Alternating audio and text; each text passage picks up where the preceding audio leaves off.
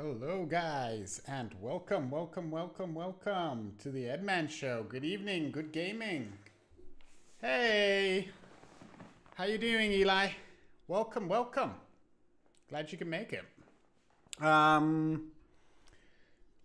New Year to everybody. We're here. We're starting off the year good again. Another 300 ball, now less, but in summary, when it's New Year's, another 365 days of opportunities, of things we can do, of new chances. But really happy. I have good plans for this year. I'm really happy for them, really excited for this year. Especially with everything that happened in 2020. We all know the difficulties that was. So, Happy New Year, Eli. But yeah, let's get to it. Let's get to games. Bad news. We're starting off on the left foot. I left my webcam somewhere else. And so unfortunately, you guys won't be able to see me, but you will be able to hear me with this new microphone. Maybe it's a special ASMR edition. You never know. But yeah. But that's not a problem because we're going to play something interesting.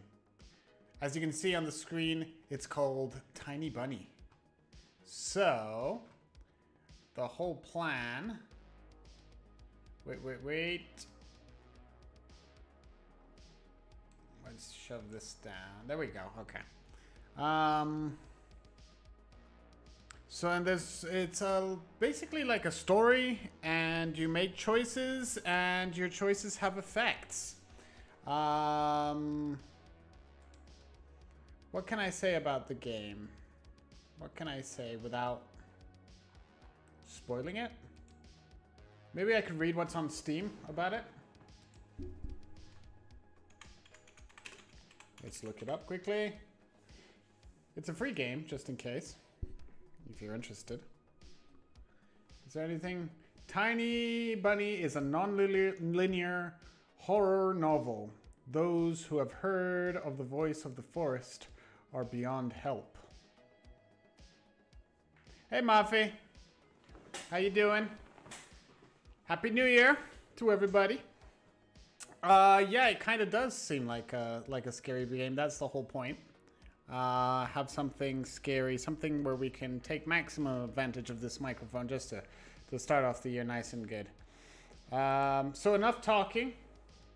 Let's go to playing. Okay. If anything happens, it's not my fault. It's all up to you guys.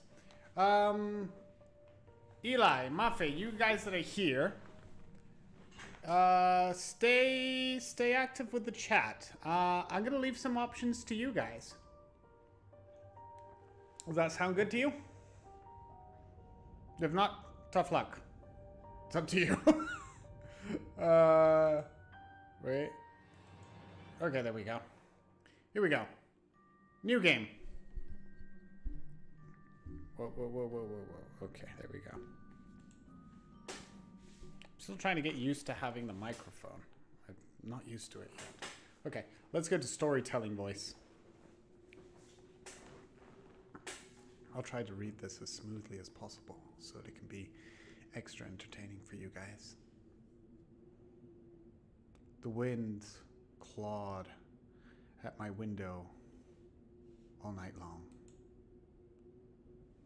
It wandered the fields and howled like a hungry beast. And an endless song, weaved from all sorts of voices, swirl, gentle, sneery, twirled in the air. They were shouting and laughing, and arguing about something. Someone was running through the snow while casting long shadows that would occasionally creep close to my bed. Our house had a mind of its own, the creepy old mind of a building that had seen a lot of its days and was seemingly trying to share its wisdom with its inhabitants.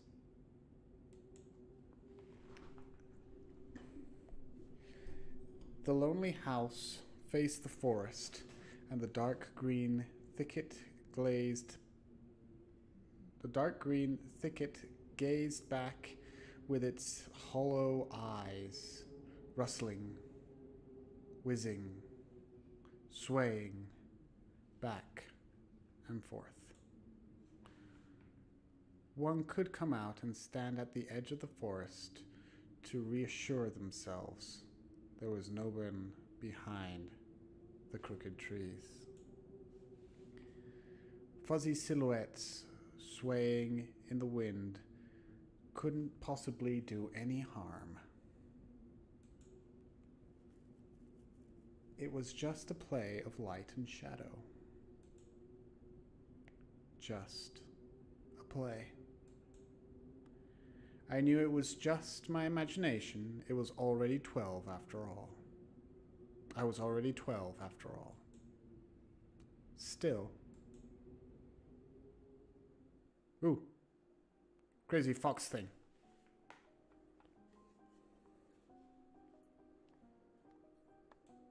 Hey, put away your book. That's Mom. There she is. Hey, Mom. How many times have I told you not to read at the table? It's bad for your health. Look at how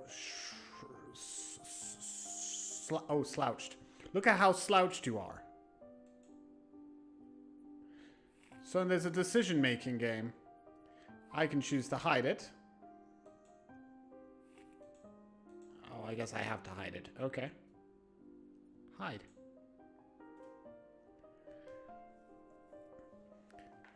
I didn't protest, and I put the book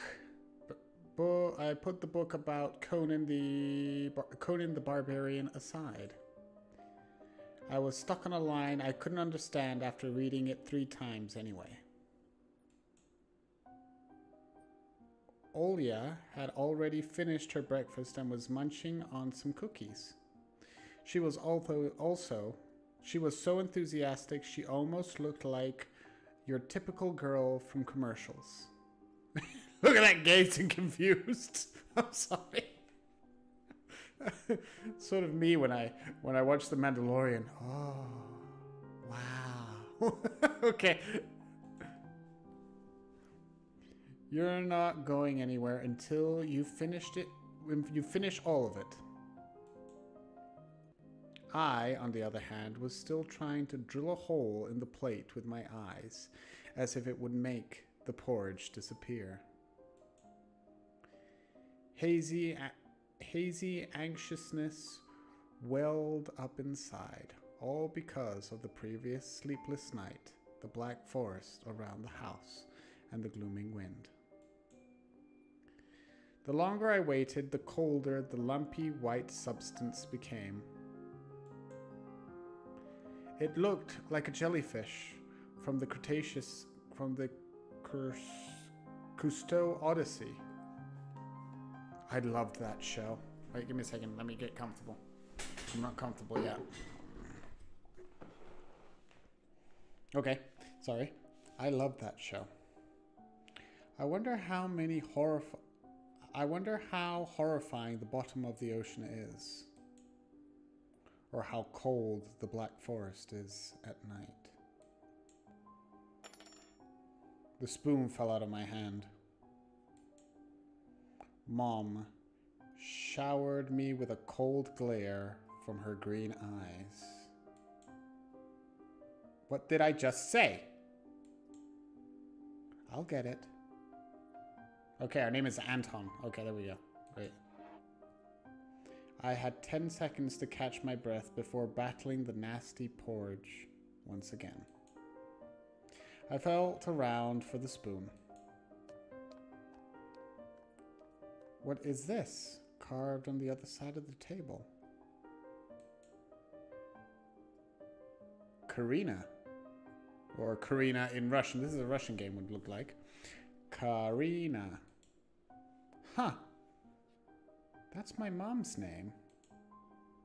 I guess she carved it out with something pointy when she was little. She sure was a rascal damaging the furniture like this.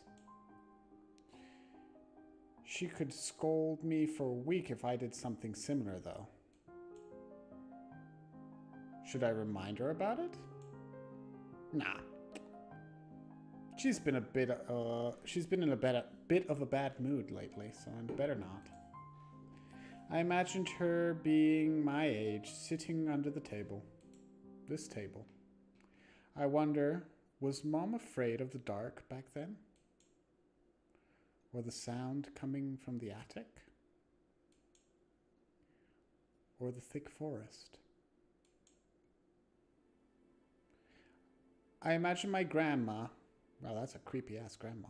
I imagine my grandma coming into my little mom's room, sitting at the edge of her bed where Olga sleeps nowadays, and saying this in her soft, smooth voice.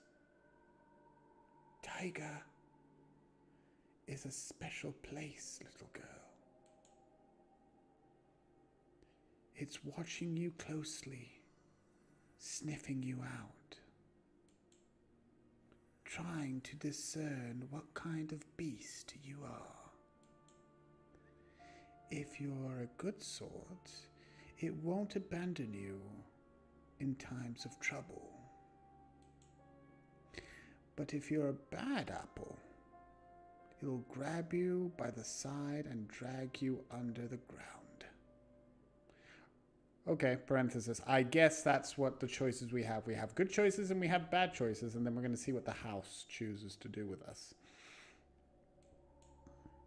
And that would be it. Grandma was caring.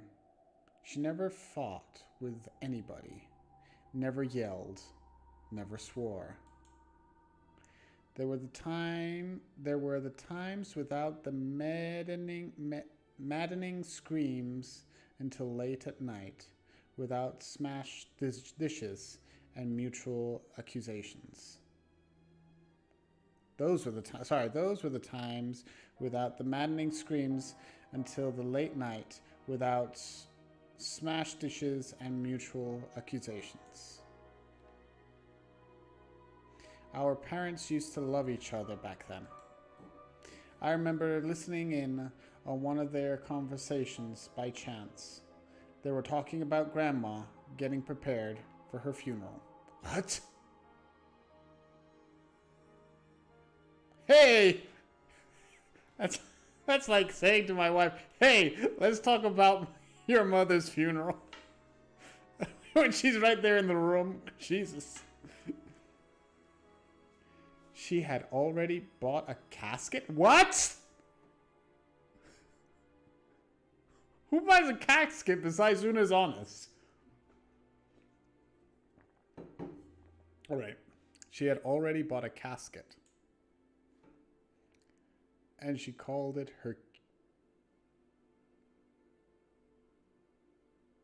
she called it her cute funeral box. Okay, I can't make this stuff up. You guys are reading it with me.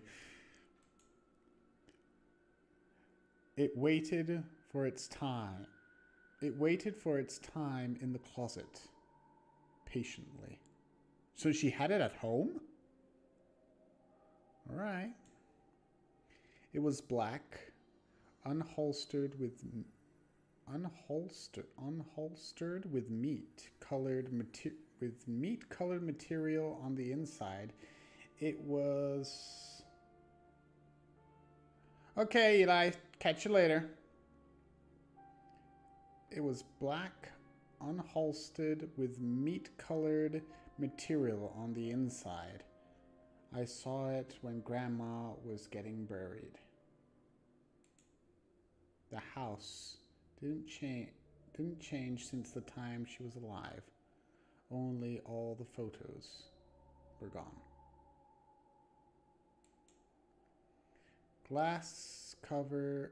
glass-covered pictures with grey faces of my ancestors. They all had a dead but watchful look in their eyes. I crawled out from under the table. Olya was done with her cookies and was looking at my share like a sly woodland critter. I turned my gaze toward the frosted window. There were a lot of dark pines outside, but they didn't grab my attention.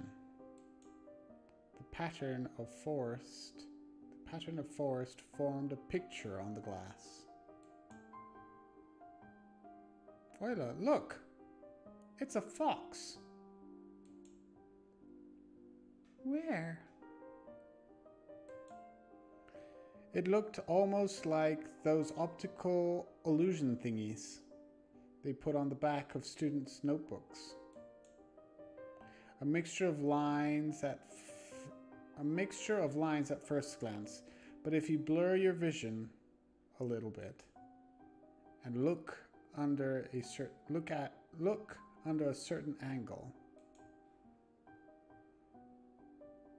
not outside, on the window.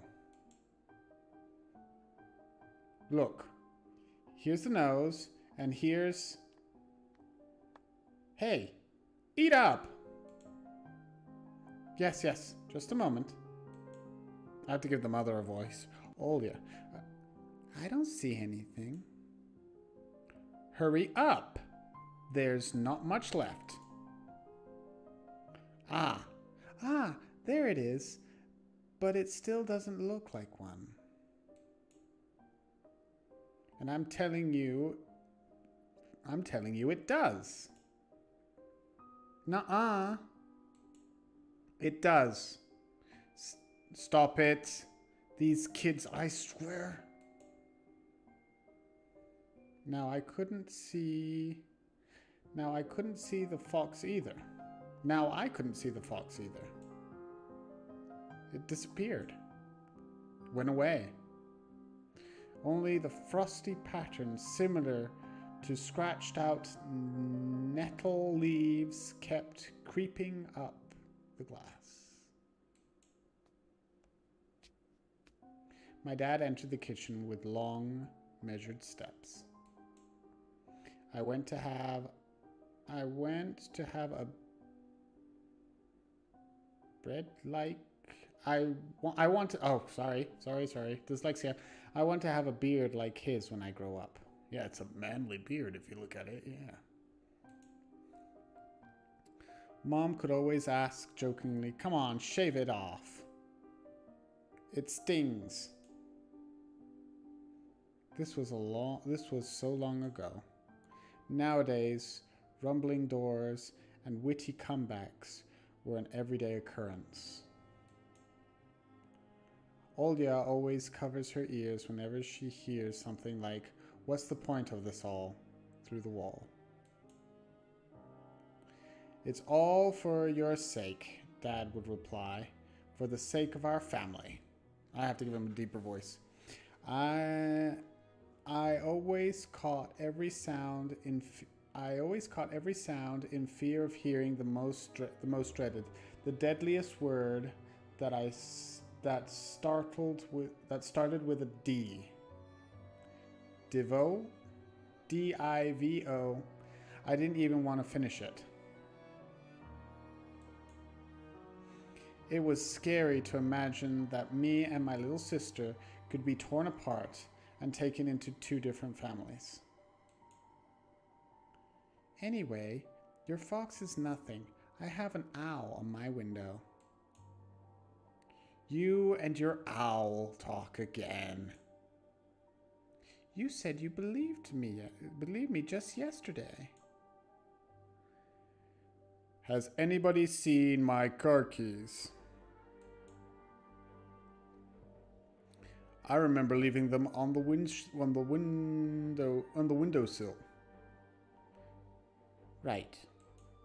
I'll give her a British voice. Maybe you did.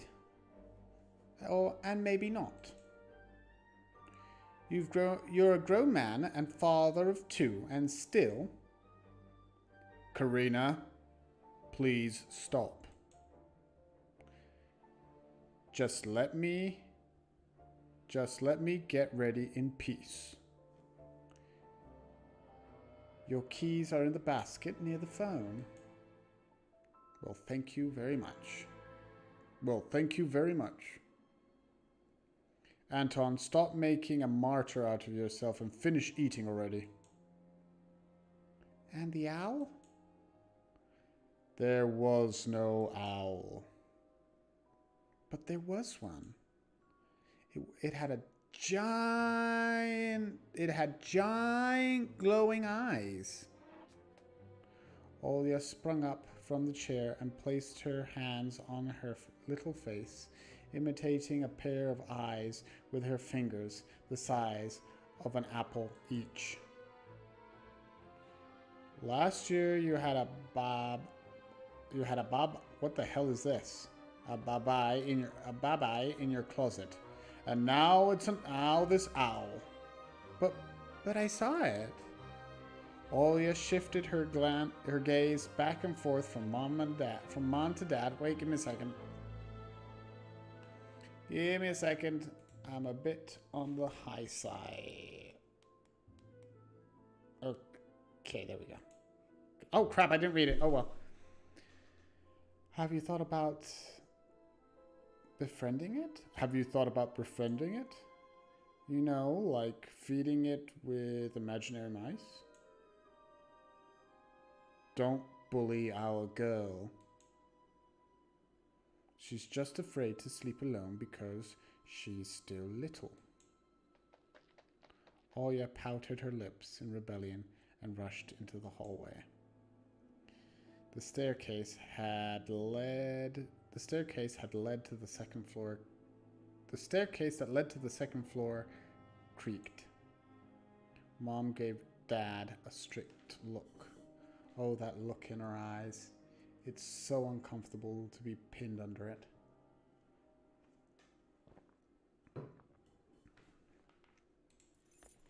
Dad just snorted in reply and left, ringing his keys he just found. A minute had passed, and the theme song from The Little Mermaid echoed through the house. It was stored on incredibly worn-out cassette tapes, but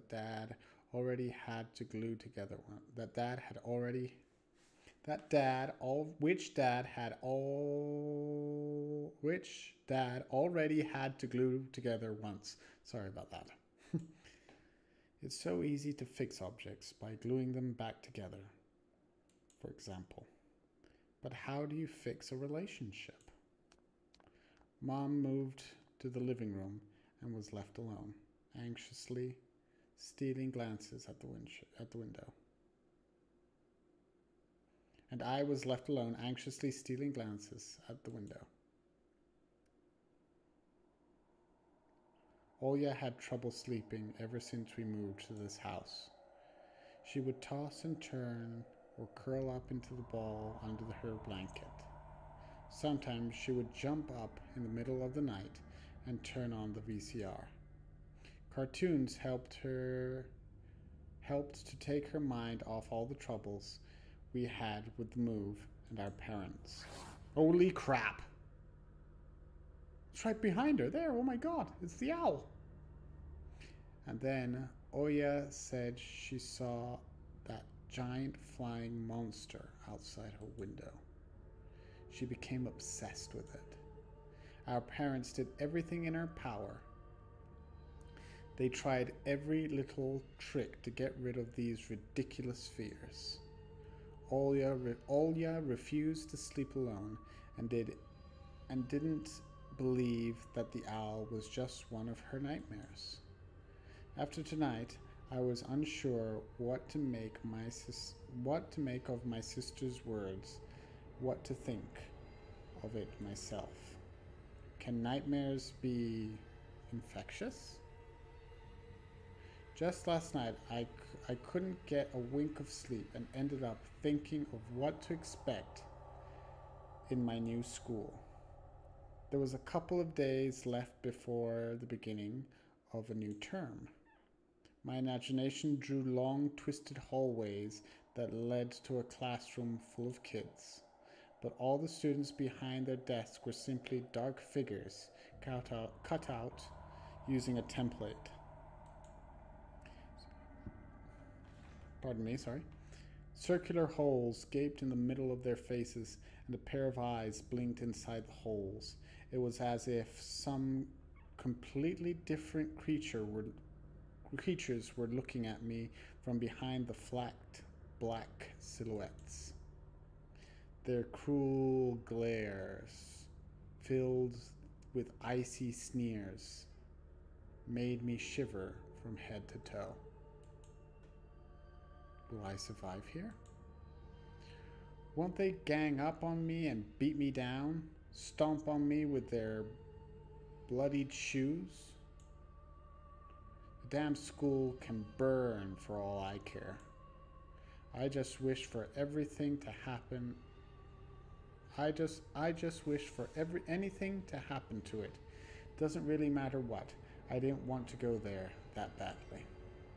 I didn't want to see people who are just itching to smack me on the head, trip me up, think of a new offensive name for me, worse than the previous one. I felt like the glasses I wore made me an outsider or some sort of a monster. My gaze slid across the drawings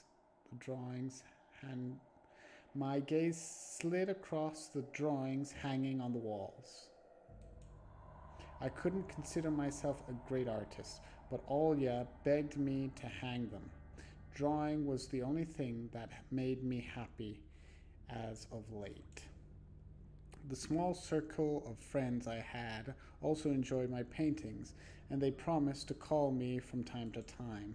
Sometimes I imagine Mom picking up the phone and saying in a cold voice, "You've got the wrong number." Sometimes I imagine Mom picking up the phone and saying in a cold voice, "You've got the wrong number." Okay, yes. Or, "Anton is not around." Anton is not around. I imagine my future classmates lying in their beds just like me, listening to the howls of invisible werewolves outside their windows. Maybe my new classmates will like me after all. But who would ever like a boy with thick glasses? I mean, my dad used to wear glasses when he was little, and now he's married to the most beautiful woman on the planet, my mom. The house creaked, pressed by the wind. The condo we used to live in, a 9-floor concrete building, buzzed with the neighbors' drill, bumbled with TV sets from behind the wall, cried like a baby from the big family next door. Our current house, though I can't really call it new, was completely different. It was silent and easygoing during the day. Its shadows lay dormant in the corners, on the closet cobwebs, and under the stairs. But they all woke up during the night. Something was watching me from every corner, almost as if the old photos of my deceased family, with their ashen eyes, were hanging on the walls in place of my drawings. The floor was squeaky, rust drains were moaning, the attic was completely noisy, was occupied by noisy drafts. One could think the house was performing some sort of demonic melody.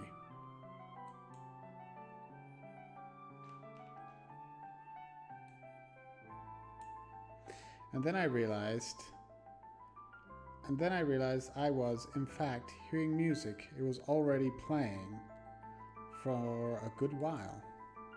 Somewhere at the edge of my perception, I could hear a flute. It was mixed in with the sound of wind, of the creaking old house, and my thoughts too. I stood up and rushed to the window. I wanted to reassure myself that the music was nothing more than a product of my imagination. It's not like something is playing it. It's not like someone is playing it there amidst the cold, snowy night, right?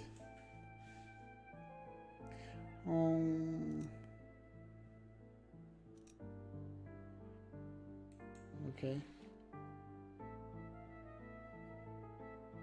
Someone was dancing in the field. Black silhouettes I could barely make out, with the dark forest as their backdrop. They jumped around, basked in moonlight, bumped into piles of snow, rolled around and crawled on all fours. Stories about wolves playing under the moon came to mind, but there were clearly not wolves. They're not. They look like wolves.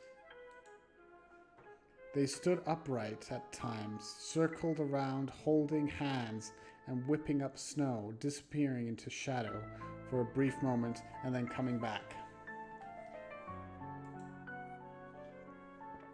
Something bizarre was going on.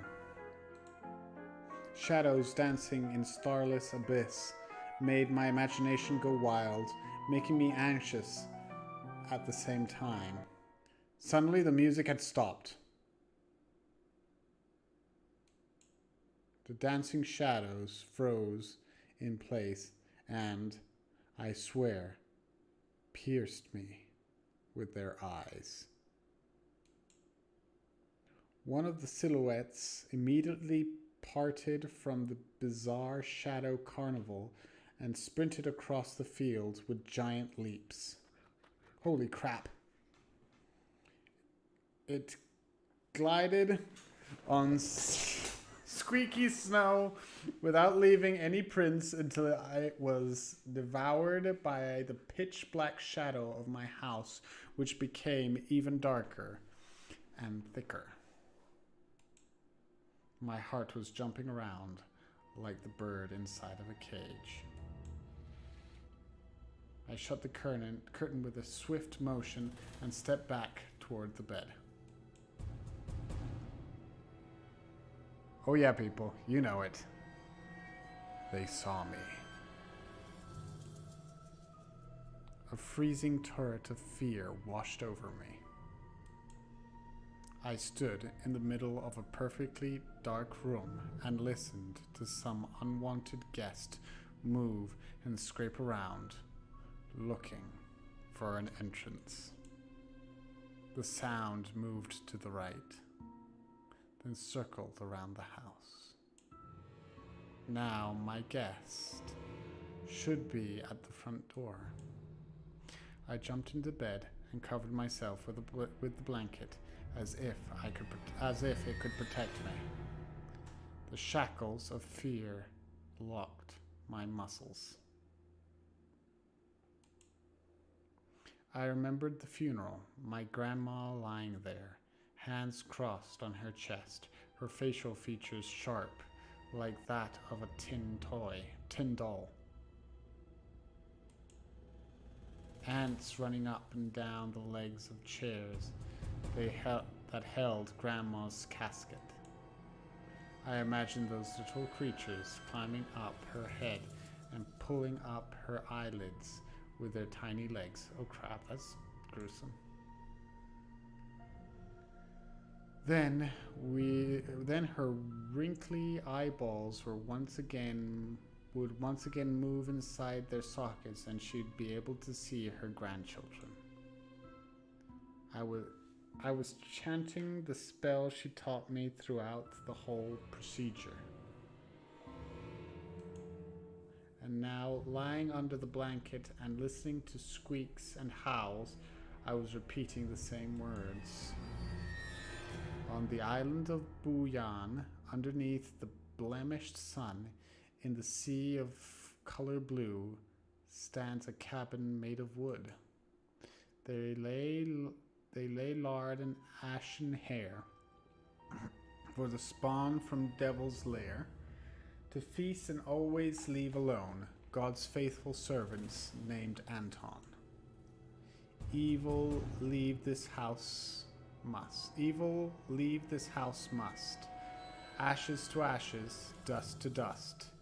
Bizarre sounds had disappeared. I cautiously peeked out from under the blanket and saw curtains waving around like a hangman. And then the night doused me with a new portion of boiling terror. The sound scratched at my eardrums. In reality, something or someone were scratching at the front door, hurriedly clawing at wood, demanding to be let in. The door shut. Dad had become very cautious recently, so he installed a sturdy lock. I remember him staring at the forest intently as if he was looking for someone. Ashes to ashes, dust to dust. I hugged my knees. Yeah, this is really creepy. I hugged my knees, placed my chin between them, and drilled the door with my eyes. It was so flimsy and weak before the might of darkness. And then, oh crap, the doorknob twitched slightly. And then it turned halfway, once, twice, as if the person who tried to enter had no hands. The doorknob tilted once more and then started clicking violently. My jaw clamped from fear. My wet fingers clenched the blanket. The door cracked and creaked and opened. The wind taunted me, moaning inside the tin drains. Now you'll see. The door was wide open. The darkness writhed inside the carnivorous mouth of a doorway. Tony. Oh, crap! It was as if the night itself was calling out to me, flapping its black wings and squeaking with rusty hinges. It was trembling. I was trembling. Yeah, I'm trembling too, Anton. Damn! Ensnared by the web of darkness that hung in the corner of my room, waiting for the one who weaved it to come out of the gaping black hole. Tony.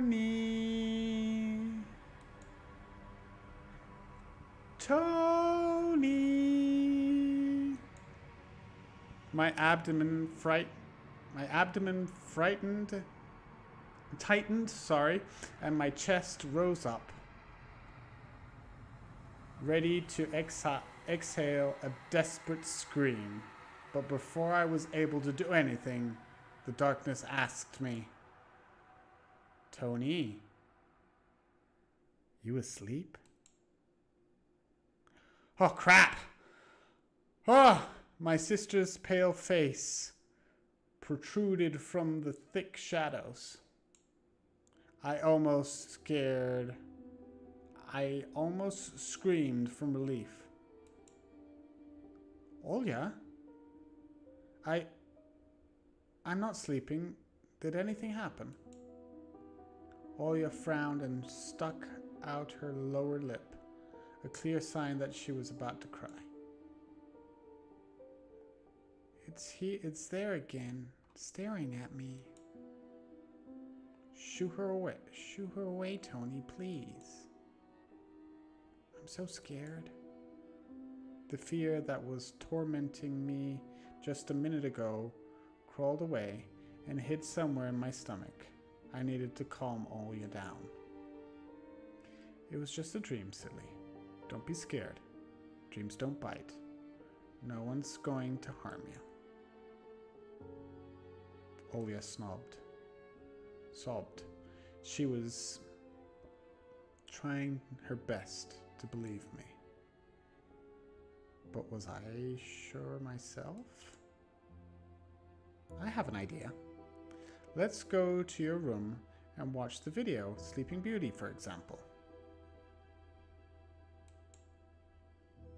You like that cartoon, don't you? Why does the Sleeping Beauty have a prince and I have a scary bird? The question took me by surprise. Alright, let's watch Cinderella. My thoughts became tangled, fuzzy. What was that? What studied me with its eyes while dancing? What studied me with dancing eyes while dancing feverishly under the moon? The darkness was clinging to the window, and it couldn't be fooled by Grandma's old chants. It couldn't be satisfied with a feast of lard and long ashen hair. Tony, are you coming? Yes, just a moment. What the fuck?!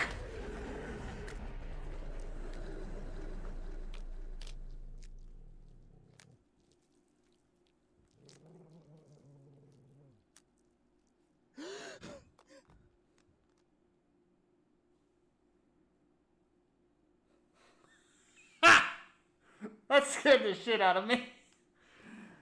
That's why I didn't want to laugh at Olya and her owl in the morning. I'm sorry. It's a shame you didn't see that scare. I was up here close to the microphone reading, really close to the screen, and when that thing came up, I jumped back.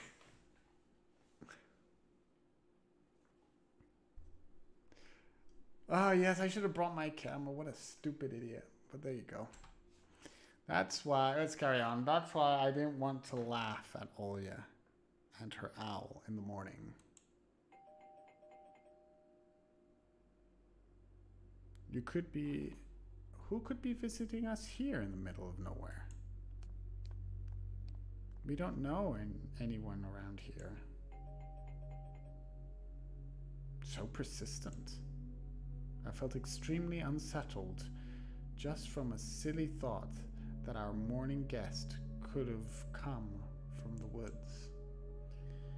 I could barely hear voices coming from the front door. My mind was urging me to hide in the closet, under the table, behind the curtains where Olya always hides. Tony, come here. Tony, come here. Sorry, she's British. I felt like kettlebells were tied to my feet, but still dragged them toward the hallway. A couple of policemen towered over me in the doorway. Let's see. Wait, give me a second. Let me get comfy again, because that jump scare really got me. Okay, there we go. A couple of policemen towered over me in the doorway. They smelled like frost and worry.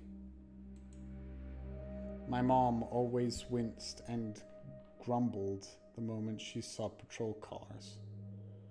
Worse than bandits. At that moment, though, she looked somewhat confused. Hello? The senior officer, who wore a grim expression, nodded. A boy had gone missing yesterday. His name's Vova. Look at this, please. Have you seen him? The policeman held out a photograph to me.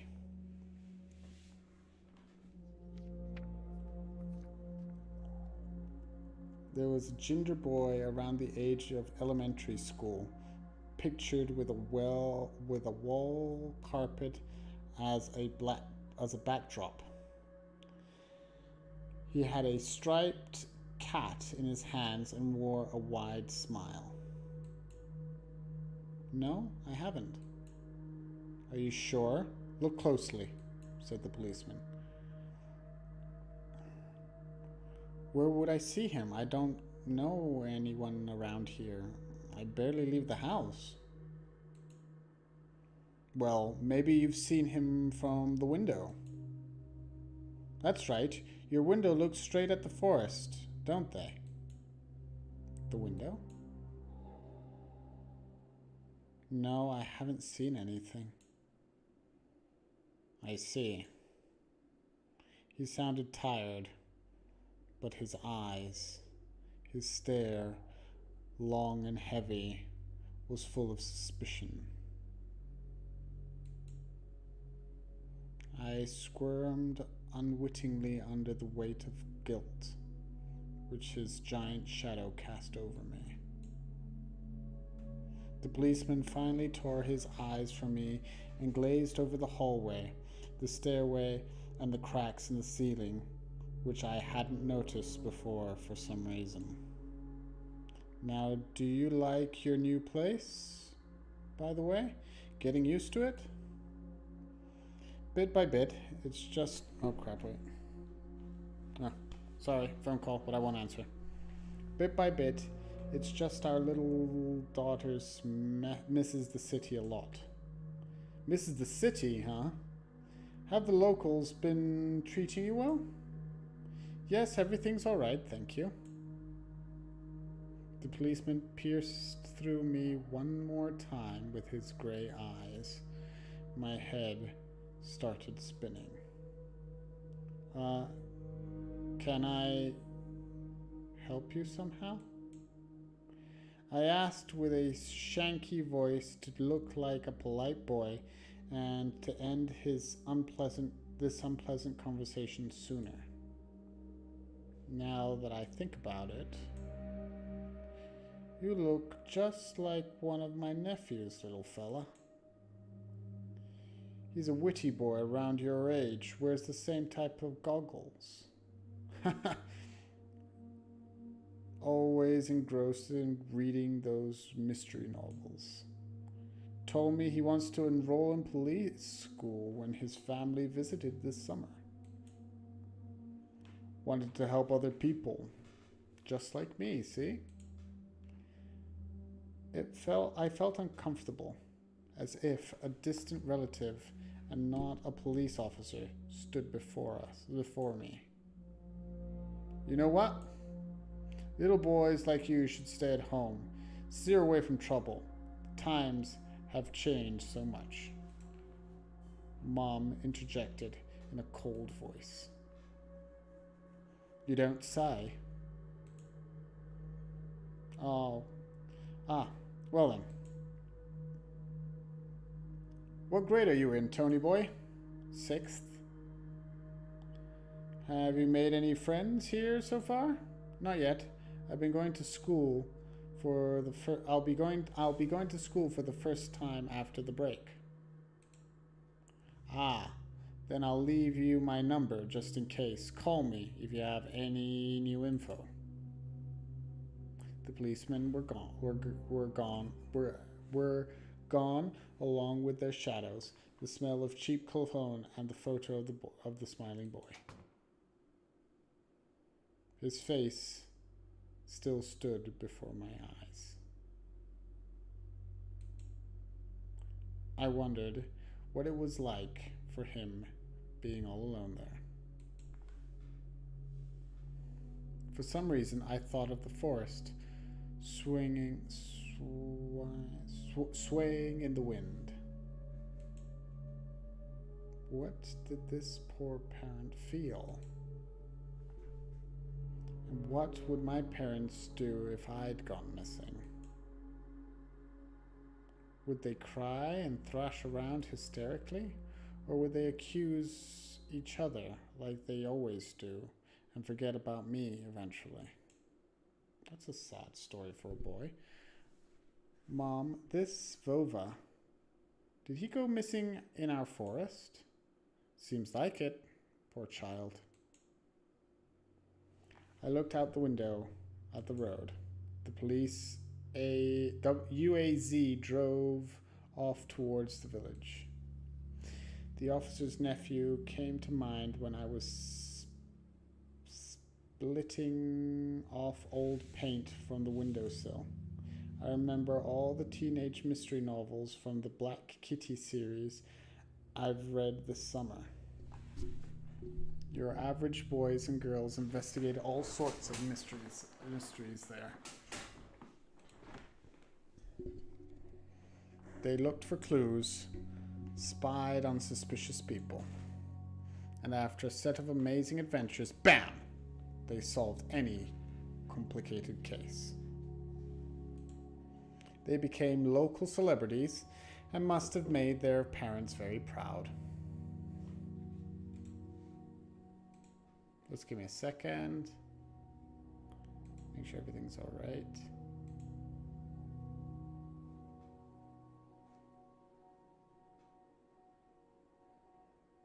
Everything seems to be fine. Wait, lost the game. There we go. I notice a trail of policemen's footsteps that led to the forest. And it clicked in my head. Why don't I start an investigation of my own? Maybe I'll find the lost boy. Bad idea. Leave it to the police or forget about the boy. And I'll get a reward. Olya would be so happy. And not only Olya, Mom and Dad too. Maybe they'll even forget about their quarrel for a while. Aww. Poor kid. Maybe I'll even save us from the D word. I fantasize about buying Olya a Tamagotchi and getting a cassette player and a bunch of tapes for myself. And a whole box of Kinder Surprise. When was the last time our parents bought us any toys? Last autumn, I think. My dad had lost his job at this time. There's that annoying song about it. I had little to no idea what was the accountant's job like. They count money, I think. Neighbors used to envy us. But nowadays, Mom and Dad barely had money to afford sweets, and Dad would always divide a single chocolate bar between me and Olya. Sometimes I gave her my share too. No matter how much I wanted to eat sweets, she was still just a pipsqueak. Okay, this story is getting really sad. Okay, this is... Damn. He's such a good boy. I couldn't wait to go out looking for clues. I'm going outside. Yeah, right. You want the police to go around with your photograph next? The forest is so thick. What if the boy got snatched up by wild animals or something even worse? Even worse? Even worse echoed through the hallway. I won't go far. I'll stay away from the forest. Did you hear what he said, or should I repeat myself? Better go pack your school bag or play with Olya. the sound of squeaking water. The sound of squeaking water, of splashing water, came from the kitchen. It meant that the argument was over and Mom had the last word. To kitchen. Okay, here we go. Let's start with choices. Anybody want to make the first choice? Write it in the chat.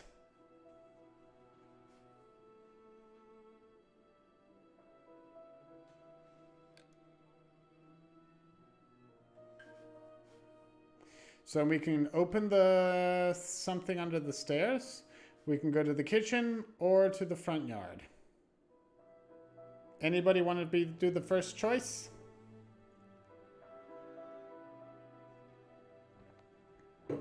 Open. I would have gone to the front yard, but okay, let's go with open. The dark, stuffy closet. Mom says it smells like mice. But how would she know their smell? She hates when I stick my nose in there. She's afraid I'll cut myself on a freshly sharpened axe. And Olya didn't even be lured close to it. She thinks Bye is living there. I tried to help her fight her fears once. I opened the door and turned on a dim lamp, so she would see there was nothing but cobwebs, Dad's tools, and scratched walls. She still didn't believe me. And I looked to hide in the closet and listened to Olya count outside. 1, 2, 3. Better hide from me. And then drag her feet on the creaking floorboards, hoping that she wouldn't need to look for me in the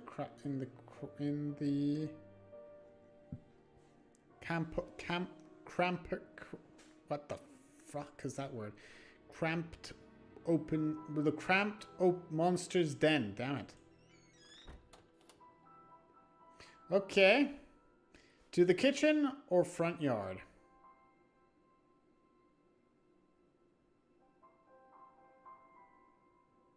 What do you guys think? Front yard or kitchen?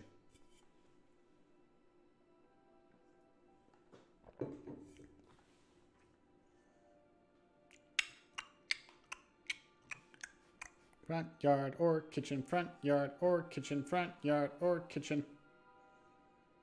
10, 9, 8, 7, 6, 5, 4, 3, 2, 1. Okay, we'll eeny, meeny, miny, moe it. Eeny, meeny, miny, moe, touch a tiger by the toe. If I holler, let him go. Eeny, meeny, miny, moe. Okay, here we go. Anton, I'll whip you if you make a single step out the door. Oh, crap. Okay, to the kitchen. Let's open the refrigerator. Turn back. Open. Grandma kept... I look like a creature. Grandma kept ice cream for me and Olya there. But now I could only see meat bits from soup and clumped together pelmeni. I grew to hate them already.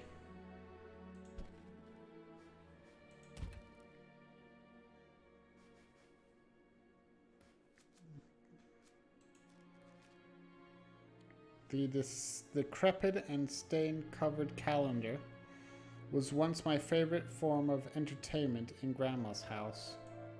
I remember waking up and running to the kitchen so I could tear off yesterday's leaf first thing in the morning, as if the coming day would get lost in taiga forest without my help. One day closer to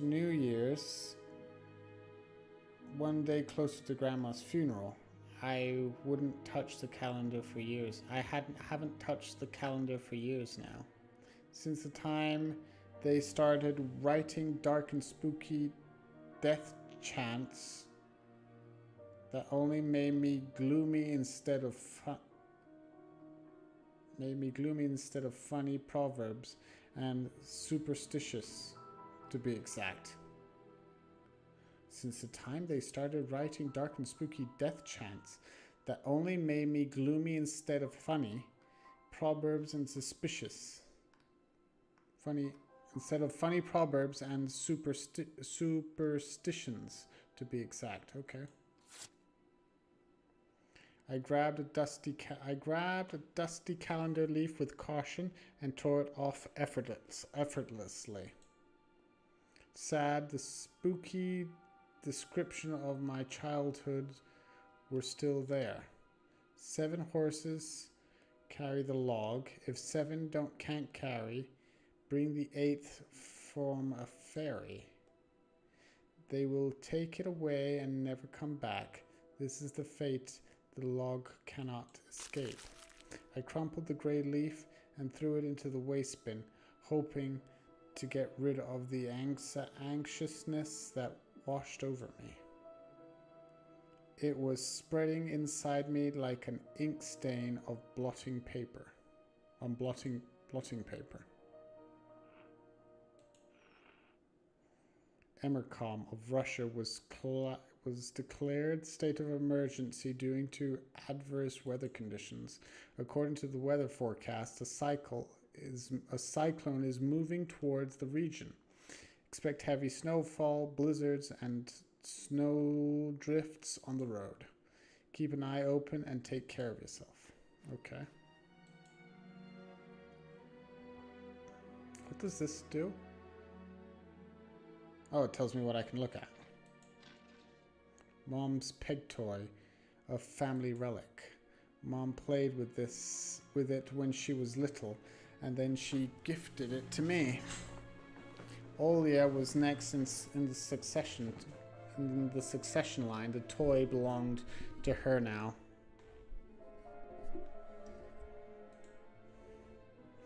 She stared at the dancing spindle as if it could show her something, a fairy tale, or maybe even our future.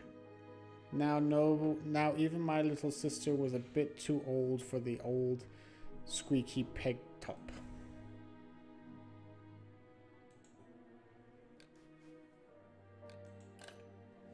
My parents prohibited me from making long-distance calls, but from time to time I really want to hear my old friends. Sometimes I would just pick up the phone, listen to the low hum of the zoomer and the distant crackling, imagining the wind blowing the ice-laden cords. The cross had seen so many people come and go in this house. It was black, as if it absorbed all human sins from the long years it was hanging under the ceiling. After Grandma died, Mom was going to take it off and hang a horseshoe in its place as a lucky charm, but she cut herself with the cross's sharp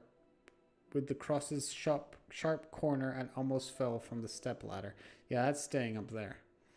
Dad called it a sign from above and ordered the cross to be left alone in its rightful place. Okay, I think we've seen everything there. Let's go to the kitchen again. Okay, we can check this out. The side of an old ocean freezer was checkered with childish drawings, Mom's recipes, and all kinds of stickers, from bubble gum with dinosaurs which Olya loved so much. Along the still life pictures hung a piece of ruled paper, with the phone number of the police officer who visited us. First Lieutenant Tikhonov.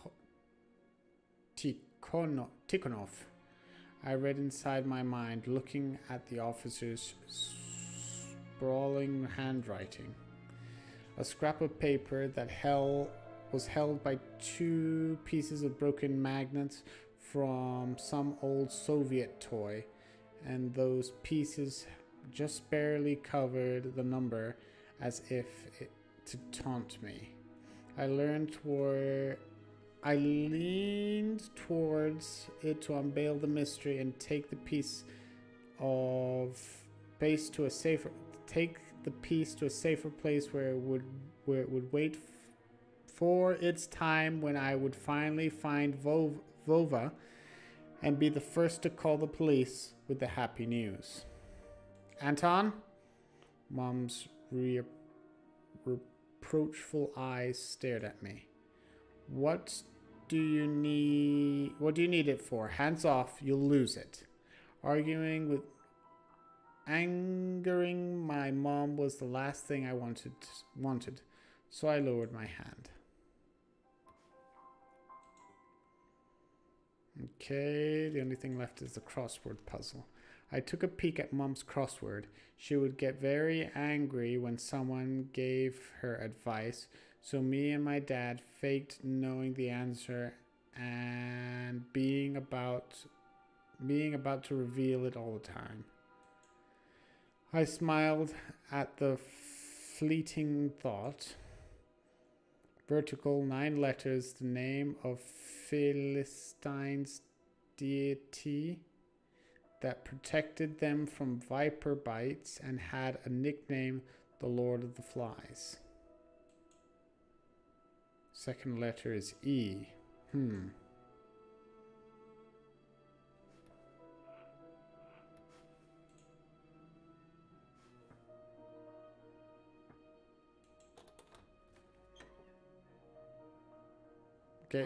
Anton, get your ass out of the closet immediately. So then what do I have to do? Now I'm stuck. Shall we talk to Mom? Do we talk to Mom?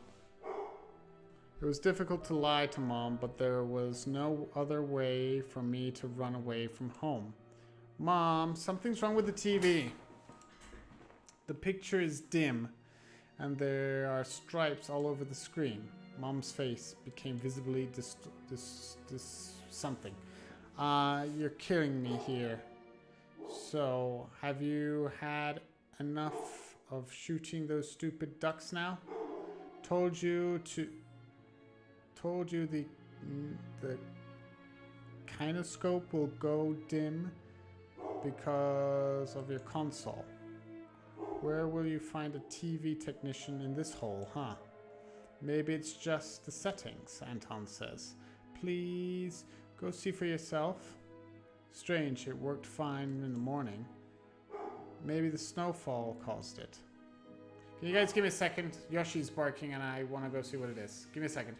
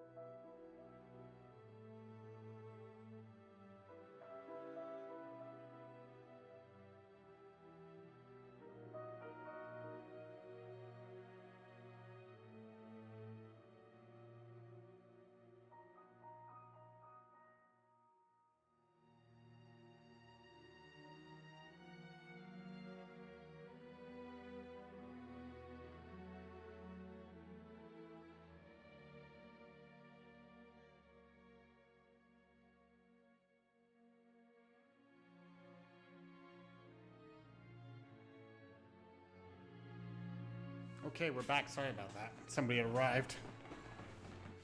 Okay. Mom rubbed her hands clean on her apron and went to Olya's room. Okay, turn back. To front yard. There we go. I've opened the front gate and went into the field. Carefully, so Mom wouldn't see me from the window. When I crossed half of the distance toward the forest, the snow piles became as high as my knees. I remembered my nightly fears. I saw those silhouettes around here. They were jumping around, holding hands. The hypnotizing music started playing in my head all on its own. In the light of day, these distant figures felt like a simple dream. The sun turned my nightmares to ash, but the aftertaste was still there. Distant... The hell is that? Oh, it's a bird. I was looking over here. I thought, what the hell is that? The distant ringing in my ears, distorted shadows crawling on the snow alongside me. And a barely audible whisper in my head, blurry and almost kind. Everything was silent. So silent, I felt like the world was totally empty. No ground, no sky, no parents, no Olya. The time reached its limits, and a one-way trip that ended at the forest's piney stockade. Something silent was much scarier than any scream. Our parents would scream at each other while arguing, and both me and Olya turned to stone, listening to them. But then always came the ringing silence. Our apartment became numb a couple of days before we departed. It was hard to remember the last time Mom and Dad joked around, laughing, or spent time together, almost like all of it was in a previous life. When they kissed with Olya present, she always frowned and snorted in a funny way. But one day, it all changed. Something important had left our home. Something scary filled the remaining void. It was as if a fire broke up and our parents were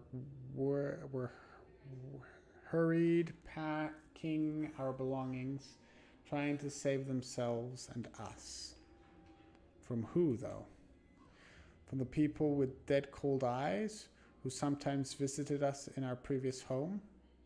The eyes that only saw balls of worms on the black ground in everything. I have no idea what that meant. And somewhere far away, a siren was going off, trying to warn us of the coming menace. Hey, Anton. I shrugged, chasing away my delusions, and looked around. There were only me, the white field, and the wind that was whipping up icy dust and belts of powdered snow. I squinted from the sun and turned my eyes to the sunless forest. It looked especially dark in contrast with the blinding whiteness. Knobby tree roots slithered along the snow like fat snakes. Rotten leaves and coniferous needles froze into the ice. Dark, prickly... That's a glove right there. Dark, prickly branches intervened, bringing up uncomfortable thoughts about fences. Were they protecting the forest? Or were they keeping something from breaking out?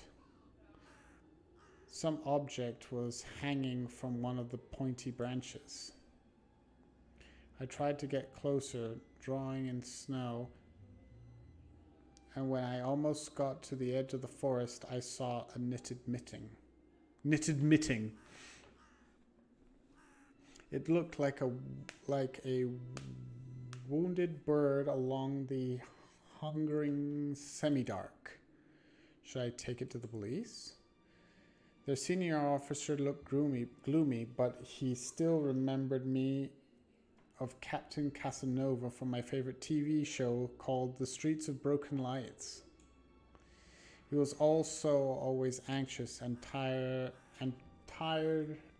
with a tired look in his face, but still brave and strong. I love how this is written. It's very detailed and everything. Mafe, what do you think? You've always been an avid reader. What's your opinion on it? Will this mitten help me find the lost boy? Vova! I heard a distant shout. Looked like it came from the river. Boba! As if the trees were calling out to someone. Boba! Resounded closer to me. Someone was standing there behind the trees, hiding. Boba! I knew something was looking for the lost boy, but still, someone was looking for this lost boy, but still, something was unsettling about that figure. Its stillness, how it was bent unnaturally towards the ground, its blackness. There's no one there, just branches and roots. It's all just my imagination. A nearby bird flapped its wings loudly. A shadow split from the tree and disappeared from my sight. I looked away for just a moment, but when I turned my gaze back to the same place, it was gone. So it was my imagination after all. Silence reigned for a painful long time. Shit. Oh no. I don't want to know. My muscles were tightly sprung. My heart was beating somewhere in my throat. And so is mine. Any noise, any little movement, any small whisper from the thicket, and I'd sprint. But nothing of the sort happened. I looked at the mitten once more. Well, I'm gonna take it. I decided to take the lonely mitten from the branch. Oh crap! Vova! No, let's not take it. Let's run away. A shout rumbled across the field and dissolved into the distance. No echo, no hope for a reply.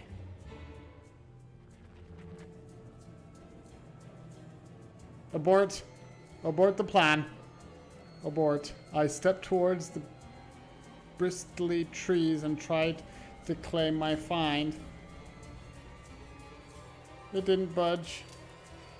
I pulled harder. The branches cracked and the mitten tore off, landing in my hand with a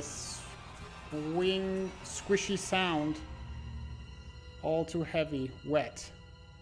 I squeezed it without thinking, and something dark spilled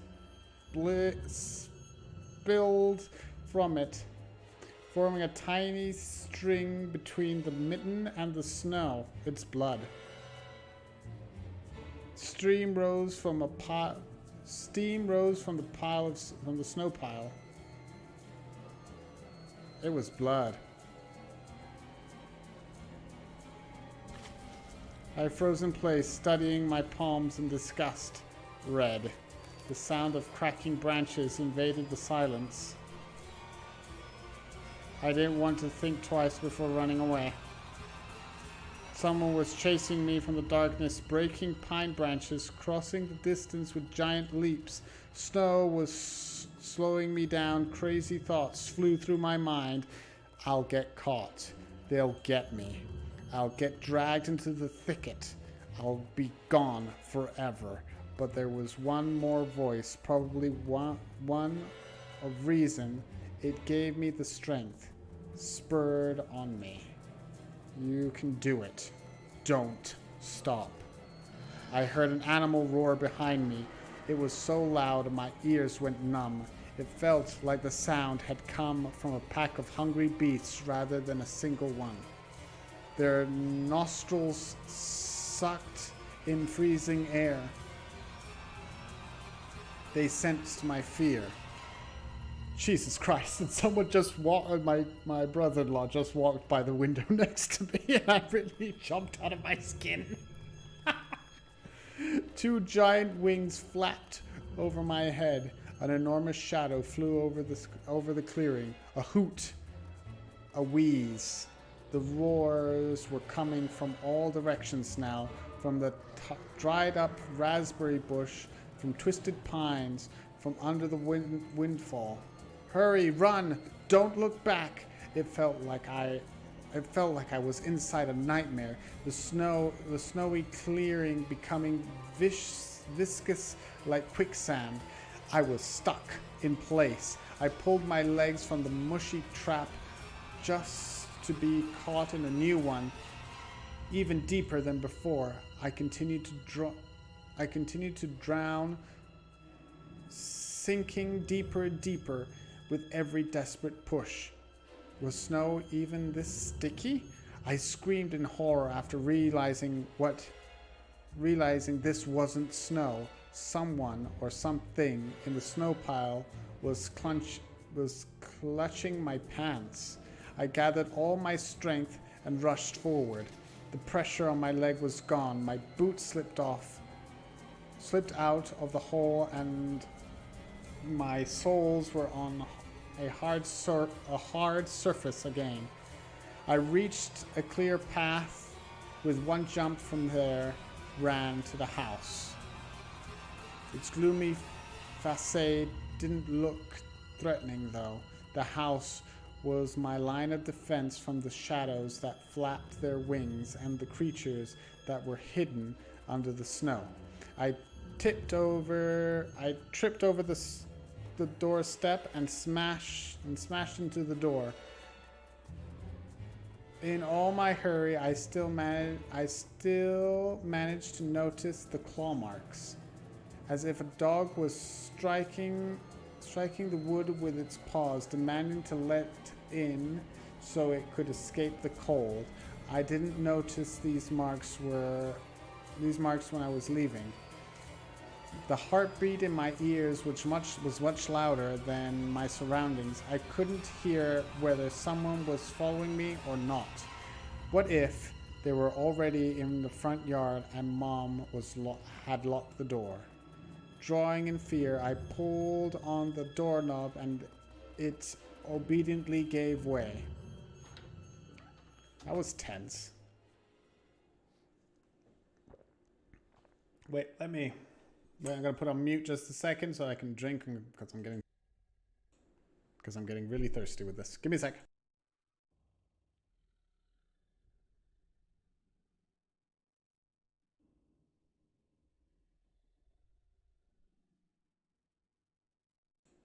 Okie dokie.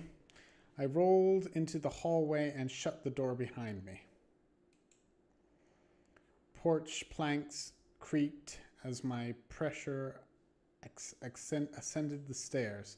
My fingers slipped off the lock and I couldn't click it into place. I gritted my teeth and pulled hard on the iron knob, whipping it between the boards. I stared blankly at the door. Someone was standing on the other side of the pitiful, flimsy barrier that was probably less useful than blankets. Wheezing breath reached into the house and crashed at me in waves. It smelled of pine and sweat. Mom peeked out of the kitchen and chastised me with the same frigid voice she always used when talking to Dad. What exactly didn't you understand when I told you never slam the door? I didn't mean to. I snuck a glance at the door. The smell was gone, and the breath was too. If there was someone in the first place, of course. If there was someone in the first place, of course. Here, mere 5 meters away from Mom, my fear was slowly weakening, melting like snow in spring, and with the last bit of strength I had left my body too. My legs gave way. I propped myself against the wall so I wouldn't fall over. Mom's expression had changed immediately. The cold mask of strictness and detachment was gone. Mom looked the same as before all these quarrels. She finally saw my condition, my wet pants plastered with snow. Where have you been? What did I tell you, huh? I told you to stay home. Am I nothing to you? Am I nothing to you too? I was afraid she would cry. I reached out to her like when I was very little and wanted her to cuddle me. But Mom regained her composure fast and put on her usual face. Her eyes shinned like steel. Her voice rang out. Your dad can't find his cigarettes. Be honest, did you snatch them? Were you smoking in secret? There was someone chasing me, I thought. I stuttered as soon as I started explaining myself. Tears welled up in my eyes. Mom leaned towards me and sniffed my clothes like a beast, searching for a smell of tobacco. Then she squinted her eyes in suspicion and looked in the front yard. Her expression changed in an instant, and she covered her mouth with her hand. Look over there, at the fence. My heart started thumping as if I became prey once again, and my pursuers were following me in the field. I could swear that I've heard something scratch the door, just like in my nightmare. Mom beckoned me with her fingers, and I gathered all my remaining bravery to look into the kitchen window, facing my fear. I could barely discern some hairy silhouettes swimming in the snow through the icy water patterns in the glass. Dogs. Just a small pack of strays with no name, no owner. Barely reminding of the hungry monsters that live on the edge of the forest. Oh boy, were you scared of them? I think they'd rather be scared of you, Anton. They were chasing me like a bunny. And what if they're rabid? The smile had slowly disappeared from Mom's face. Now she looked at the dogs as if it was her first time seeing them. What if they attack Olya? Mom? I wish your dad could just shoot them all.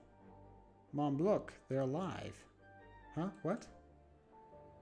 Are they your friend? Are they your friend or foe after all? Make up your mind. You're not a little kid anymore. Mom sighed in annoyance and I felt so bitter that I bit my lower lip and fixed my gaze on the cobweb written corner. Welp, some detective I am. In reality, I was risking my life along monsters, but rather my pants along the pack of stupid strays. And for what? What use do I have for this? Mitten, of course. A darkened, sticky mitten that belonged to the lost boy made a squishy sound in my hand. Seems like I was clutching it the whole time. That's my trump card as a detective. I hurried to present this clue to my mom. Mom, look, it's Vova's mitten. The boy the police were asking about in the morning. It's drenched in blood. I found it hanging on a tree. I can show where. Let's call the police right away, like the officer told us to. Mom, look. Ew. A shadow of doubt quickly crept onto Mom's contorted face, as if she was trying to remember something distant, like someone tried to remember their dream, but the images slip away. Stop at this moment. Olya will go insane if she hears you. She already has trouble sleeping and whines all the time. And you joke around like this. At that moment, I realized the mitten was actually wet from snow. There was no blood whatsoever. I wanted to sink through the floor from embarrassment. Come here, my boy. Come here, my boy who cries wolf. Oh, don't just stand there. Come take your pills. A golden-colored pill, reminiscent of a dead wasp, fell into my palm.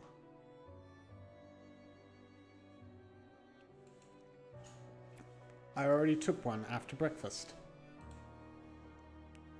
Don't talk over me. I told you to stay home, and Dad would have given you a good whipping for that.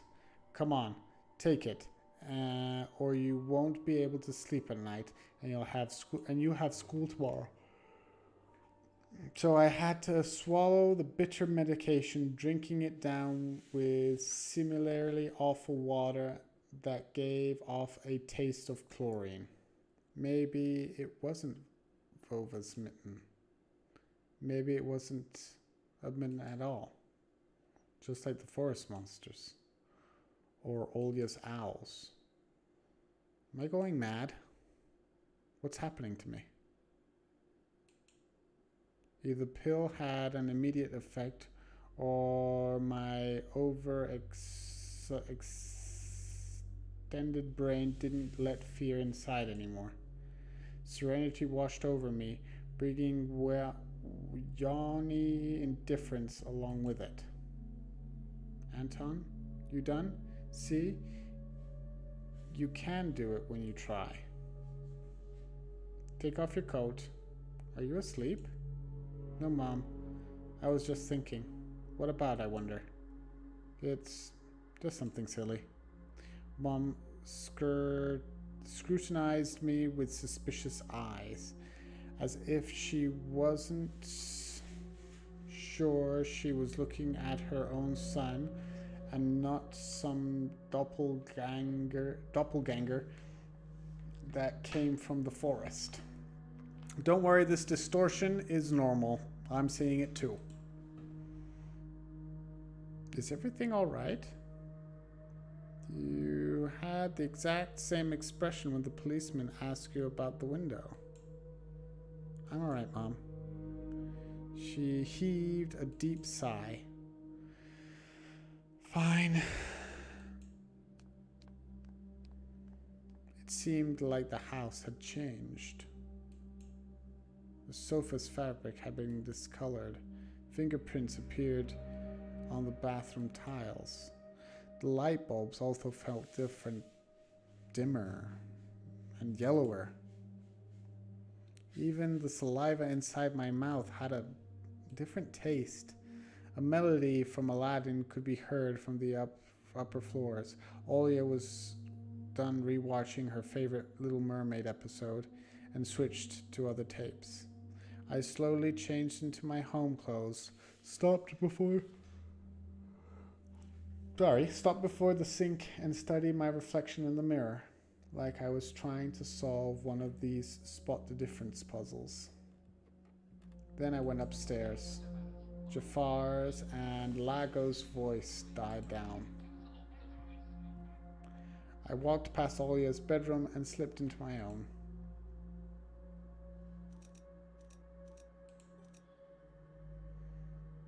Okay, let's start from the top. A Triceratops figurine. I know about all sorts of dinosaurs: Velociraptor, Amphivenator's, Hypsilophodonts. I remember going to the movies to see Jurassic Park back when we still lived in the city, and taking pictures with the T-Rex in the hall. It turned its head and roared. It was awesome. And next to it was a Robotech Transformer. I love this cartoon. When the jet fighters speeded up in the intro along the sounds of blaster fires, you know your next 20 minutes will surely be amazing. Getting comfortable again, sorry guys. Zentradi space station is captured. Rick, get ready for battle. Okay.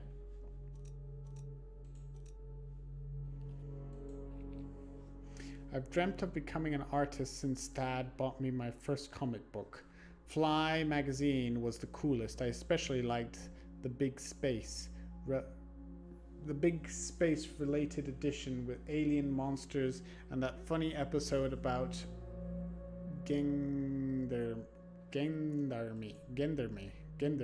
whatever. I started drawing all kinds of stuff since that day, and I seem to be getting pretty good at it. One of my letters even got published in Fly once. Maybe someday they'll even publish my comic. Okay. Let's see over here. Monsters, Ghosts, UFOs. An encyclopedia of paranormal phenomena from Rosman Publishing. Sorry. I've learned about Loch Ness Monster, Medusa Gorgon, and Bigfoot from there. Olia is always scared of the book. She could barely handle sifting through the monster and alien section with me, with the middle part where they start to talk about ghosts really freaked her out. Where they start to talk about ghosts really freaked her out. I even remember hunting ghosts after I'd read the book. I measured the distance between items of my table every evening and checked if they moved due to some supernatural force come the morning. They didn't. But to be honest, what was I expecting? To meet Gasper the ghost?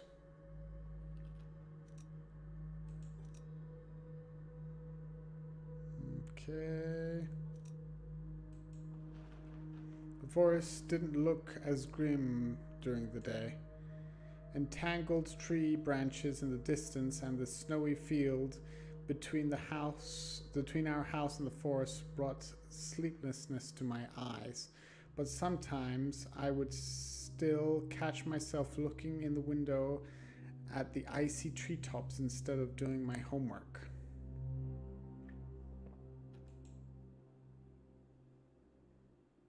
One of these drawers was empty. I hid the mitten in there.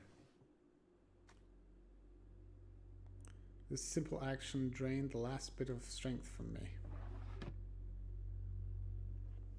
I sat on the bed. and only then I noticed there was someone behind the curtain. My tired hand dropped to the sheets. Whether it was due to medication I took or the stress I underwent, the room began to comfort as if the wind was blowing the wall out like a pair of sails. The room began to contort as if the wind was blowing the walls out like a pair of sails. The room corners bent and undulated. The only stable thing in the whole room was the figure between the windowsill and the curtain.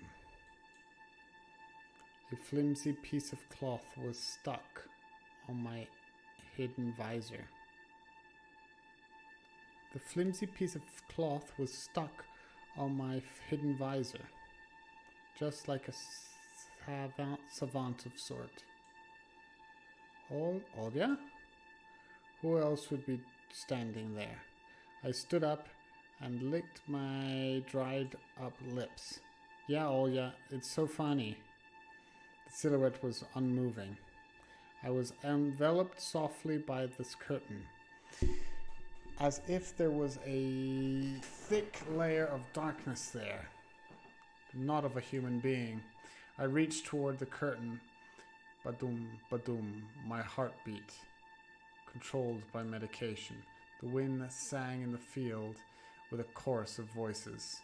For a second, I wanted to return to the bed, just lie down and watch the person behind the curtain, knowing full well that they were looking back at me. They're looking without blinking, waiting for me to fall asleep. Plastic rings rustled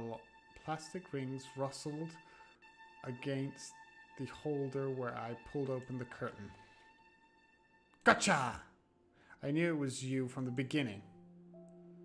The blindingly bright halo lit up above Olya's head with the settling sun as the background.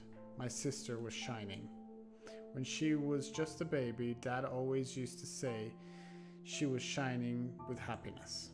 I always retorted, but Dad, she's not some flashlight. But I brought her to the window one day, and the sunlight poured on her smiling face. I felt like I was holding a child woven with light. I saw everything. Oh, really? What did you hide? She was just like my mom when she was little, before she put on her sad mask of tiredness and switched to her commanding tone of voice. It's nothing, just Olya ran to the table, her eyes round, and asked, "You stole something and hid it here. Hid it in there. Are you a thief?" What? Don't be stupid. I didn't steal anything. A clear image came to mind, that mitten hanging from the tree branch. Shit, that scared me. What if I did steal it after all? From the forest, from the tilted figures standing behind... Crap, sorry, that was my hand. From the tilted figure standing behind the black trees. Olya could be selfish and stubborn when she wanted. Then show me. Swear that you won't tell anyone. Then I'll show you. Olga wore a plotting smile. I swear on Mom's heart. An oath she heard in one of the movies about the pioneers we've watched. Don't say things like that. Olya nodded and made a gesture with her hands, locking her mouth with an imaginary key.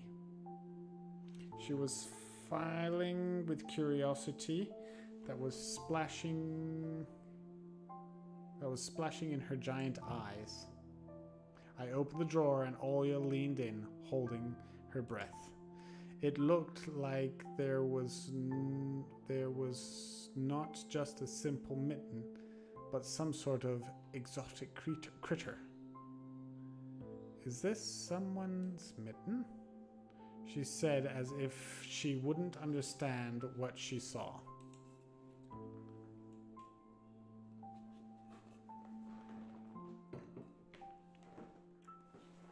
A certain boy lost it and got lost himself. Now you do understand how dangerous it is for kids to wander into the forest, right? He must be really cold out there. Will they find him? They will. The police are going house to house showing his photos to everybody. Olya traversed the room with care and pressed her tiny palms against the window. And why are they going to the houses and not the forest?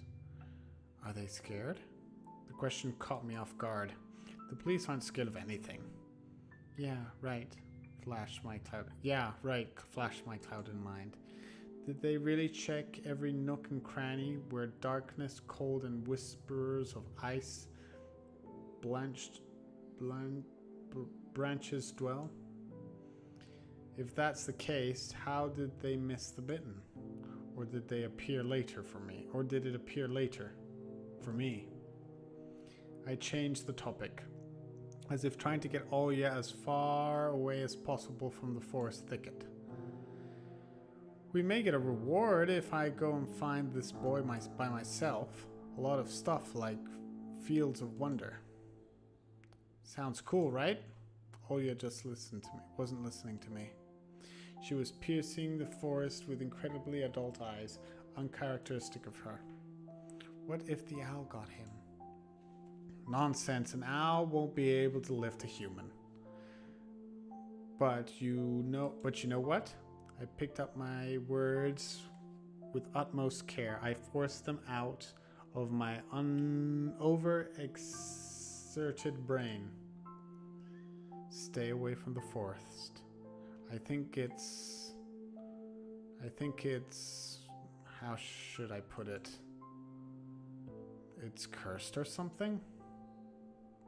Just like in a fairy tale? No, not like that.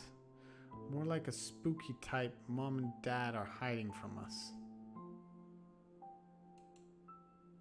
Olya shivered and stole a glance at the window. I saw you running away. Someone was chasing you. No, it's just I was hurrying back home so Mom wouldn't be worried. As I looked at my sister, my heart was tearing apart. She was so fragile. It was so easy to stifle her light. A gust of wind and her small fire would be gone. You're lucky. Mom won't even let me go outside. I'm like a princess in a tower, can't go anywhere. I'll die from boredom here. You're wrong. No one has ever died of boredom. And you have me and your cartoons, and Mom and Dad will be good to each other soon. You know what I wish for?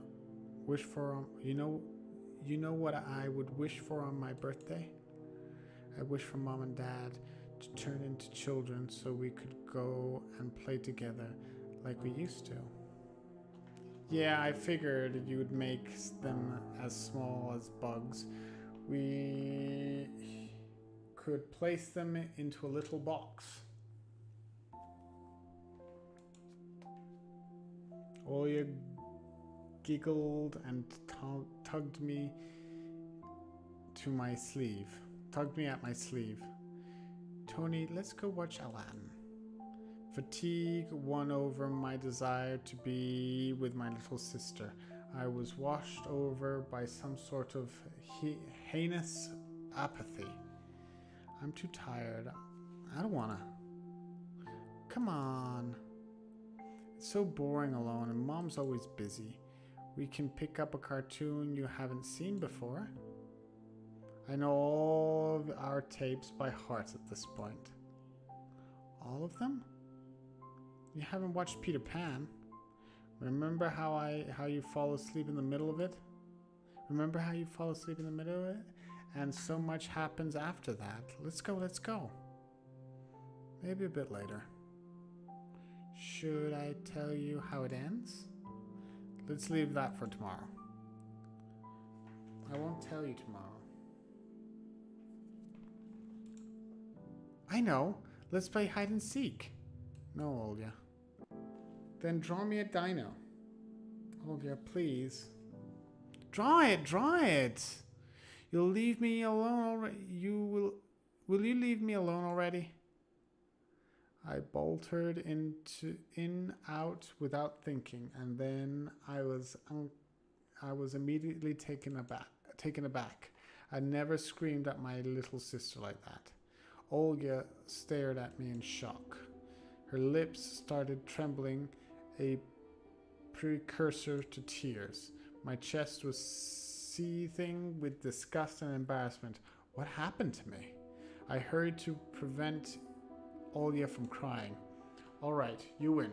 Let's go watch cartoons for a bit. I don't wanna. I came up to her, put my hands on her soft hair. Let's go. Let's go watch Peter Pan. Boo, you fall asleep again.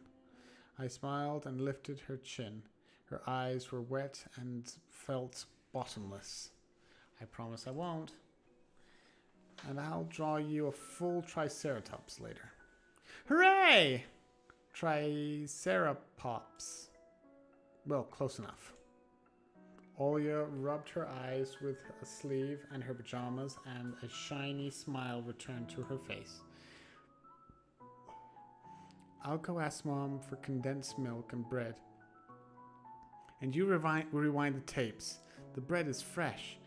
Now, just how you like it. All right, let's just be careful. Just be careful not to spill the milk, or you'll be yelled at again. Wanna bet I won't spill it? The tape is somewhere in the nightstand. Look for it. Olya disappeared into the hallway, and I dragged my feet into the neighboring room. Okay, guys.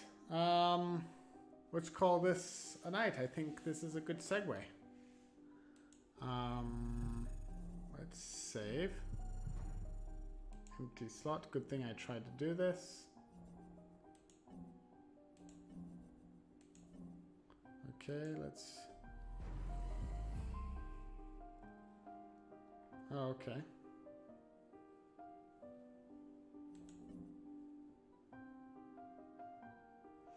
Okay. Well, if I had my webcam, I would put my webcam on now, which I don't. So, I'll just... Can we go back to the main menu?